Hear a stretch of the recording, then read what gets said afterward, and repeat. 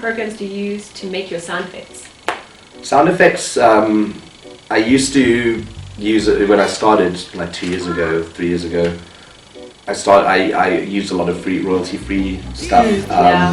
Edited it, you know, mixed with it, layered it. Now I've been trying to record all my own sounds, 90%, unless I'm on a deadline and they need the most specific weird sound and I can't make it, so then I'll try and source it. But I've got a field recorder, and most of the stuff, like I think you spoke to me about earlier, just mess around, you know, try. Yeah, see what comes up. Yeah. And when you start doing that, you realize you can actually almost make anything. Yeah, totally. With just this room, you don't need to go, or maybe a little bit of outside. Yeah, yeah. The most interesting sound effects that I would have created was stuff like, there was a sound effect for Pixel Boy that I made, was like a wind armor. So it was a combination of, you know, metal clanging, but also sort of like wind sound effects. Really weird. Yeah. It didn't sound. I don't know how practically it would have sounded like it would have worked in real life, but it sounded really interesting. Yeah. You know, it's like wind mixed with this metal clangings. So yeah, they've made so many different sound effects. I think that's the problem. There's just the list is huge. Yeah. The stuff. I think every time you make sound effects, you're like, oh, this is a really cool, interesting sort of way of approaching it. You did music for short films. Again, if you got permission to do the score for a full-length film and they had a huge budget, what would be your dream setup? Would you want to work with orchestras or bands, or what kind of programs? I mean, if you could go crazy, what would you like to do? I guess it would kind of be nice to work with an orchestra, having, you know, almost full control over the process and telling them what to do. But I like, as much as I like it as well, I kind of also like the idea of moving away from that. I think it sounds very good for something specific, you know, like if you want a very epic scene or you want something like very sort of intense, emotional, it can work, but then you can also get it in different ways, you know, and the contrast is sometimes interesting. You can take the same scene and just make it really minimal, you know, and maybe use like pad synths or something, and you can get a very similar but completely different, you know, sound. So I think for me, the dream part wouldn't be working with bigger orchestras. I think the dream part would be able to work in a nice proper studio, you know, where you have like your nice isolated space to record your sound effects, nice space to go in to record your musicians, and just having that space available all the time to be like, oh cool, I found this musician, let's just go record some stuff, let's record some elements, let's bring in a choir, let's record a choir, let's bring in a, you know, you have that, like here, I mean, I can do it in a way, but I don't have the equipment to record all those. I don't have enough mics, I don't have enough, you know, good enough sound input. Acoustics and all that. Yeah, exactly, to get that done nicely. So also having someone to engineer it for you so that I don't have to Yes, that's a huge one, not having someone to, you know, help with the technical setup and stuff, so then my focus is just the music rather than... You'd be more producer, Yeah, I mean, now you know, everything matters. I have to bother about recording everything and, you know, keeping it all, mixing it and all that stuff. It's not one job, it's a lot of jobs. Yeah. Well, I'd say recording for a commercial project and recording for a film would probably be a very, writing rather than recording would be a similar process. You have to consider your audience, you have to consider what people are going to want to hear.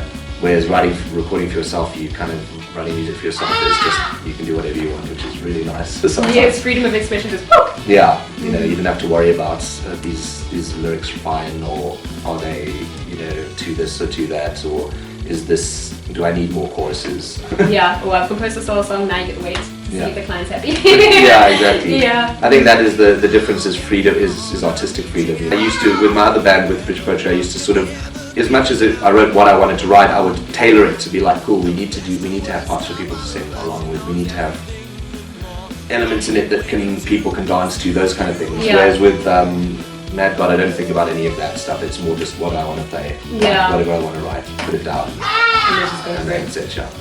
So it's a much more fulfilling experience sometimes, especially if, you know, with the other project. If it's not getting, you know, if you want it to be a pop project, but you're not getting the making the ground you want to make, it's more depressing than anything. Whereas Yeah. with another project, if you're not worrying about that, it's actually always fun. It's liberating, and Yeah. you'll learn a lot more because you're not afraid to experiment. Exactly. So you can push yourself and Exactly. It's much more musical. Yeah. I guess it's not focused on a consistent income, but that's. Yeah. I think I'm happier doing that. For bands, for me, are more of a passion thing at the moment. I'm kind of tired of trying to make money from playing music. I want to make money from making music, which I think is actually suits me better. So you would say that you're more a studio composer than a performer? No, I like performing, but I don't like. I like performing when it's just for me. You know, I make music that I want to make for myself. Whereas studio music, I'm more than happy to make whatever type of music you want. If you want me to make a folk Ballad, song or a whatever. ballad or whatever, it doesn't bother me, because if I don't have to perform it, or if I don't have to perform it live, it doesn't feel like it's my feelings. It's just something I'm making for someone else. Yeah. Whereas if I'm performing it live, then I feel like if it's not something I agree with, then it doesn't really. You kind of can't perform it. Yeah, I feel bad performing it, or it doesn't come out the way you want it to come out. Yeah. You've got some really cool lyrics in Fridge Poetry, and you scat every now and then. Yeah. Where do you get your influences? I've always liked reading poetry and writing poetry, so I guess poetry is a big influence, as broad as that sounds.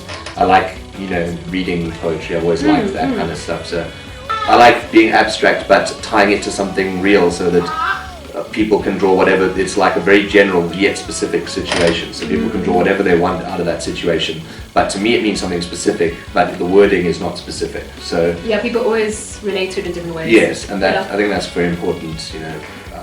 What is your most favorite song to perform from any bands? Many of my bands, it has to be pretty much all the material from mine. Like Fridge Poetry, I loved performing live because the energy, like the band had a great energy, and the crowd always, if we had a good crowd, the crowd fed off that energy. So I mean, we had really good shows at Opi Kopi and Smoking Dragon, where it was just, the crowd response was incredible, but the opposite was true. When we didn't have a good crowd, it felt Harder for you guys whereas to get that energy up. yeah, with my new band, I just always have fun playing it, because it's just my favorite kind of music, I guess. So every song that I play with my current band is always fun. I think performing is just fun.